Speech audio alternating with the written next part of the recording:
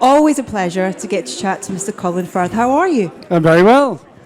Congratulations on this film and this performance. He's not the usual character that we see you playing, but I like it. Tell us a little bit about, well, what can you tell us about Scanlon? Well, I was going for adorable, cuddly, fluffy. Leading you into a false sense of security. No, I mean, listen, it was working with Stephen. It was just, where do I stand? Tell me what to do. I'm there. No, I mean, it's very, very, very satisfying to play the guy that no one likes, because you're not trying to be liked, liberating stuff. Does it give you more to play with, in a way? Kind of. I mean, if you're playing, playing nice is exhausting. I mean, we all know, most of us know something of what that's like. Yes, yes. No, I had a ball, and then you start, because he doesn't think he's a villain. So then you're looking for, okay, what does he think? And I can see his point of view.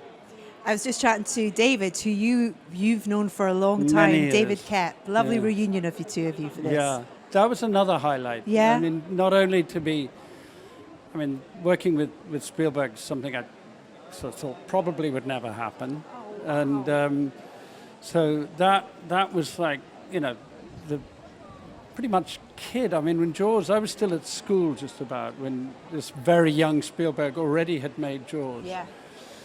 And then when I think David and I met, it was his first movie. He was just out of college pretty much. I was about 27, I think, doing a little indie film somewhere. And we'd been in touch ever since. Never worked together again until this. No way. Well, he's written you. We were just talking actually about one of his favourite moments in the film, and it's the scene with you and Coleman, which is absolutely extraordinary. Such an important moment in the film as well. It's quite Shakespearean, I've said. There's, it could be his own almost short film in a way as well, just that scene. Talk to me a little bit about reading that and then getting the opportunity to play with Coleman in that space. Well, it was always sort of looming because it's effectively the only time we ever meet, and yet we're bonded. We have this history together. Both of us feeling betrayed in some way. And so there's this love. We're like brothers who went different ways. And so it had all of that informed in it. And we actually, in talking about it with David, with Stephen, the content of the scene evolved. Oh, wow, okay. A little bit, sort of, added certain textures. But also Stephen was, as he always is, on fire while we were shooting it. Oh, let's see what happens if it has this energy. Let's see what happens if let's contain it. Let's see what happens if it's more vulnerable, less vulnerable. Playing with, he's rather like a brilliant jazz musician.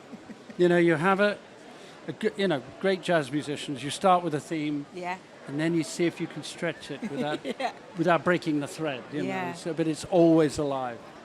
What in terms of research did you do, in terms of, because as David was just telling me, so much of this is kind of based in so much truth and research and situations that people and conversations have been had.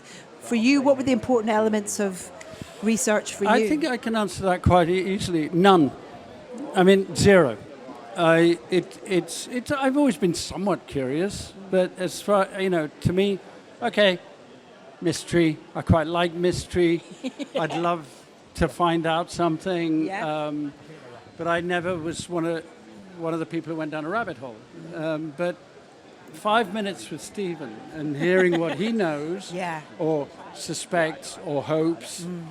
When I say knows, by the way, there's no, he doesn't, he knows what the rest of it, he's seen the congressional hearings.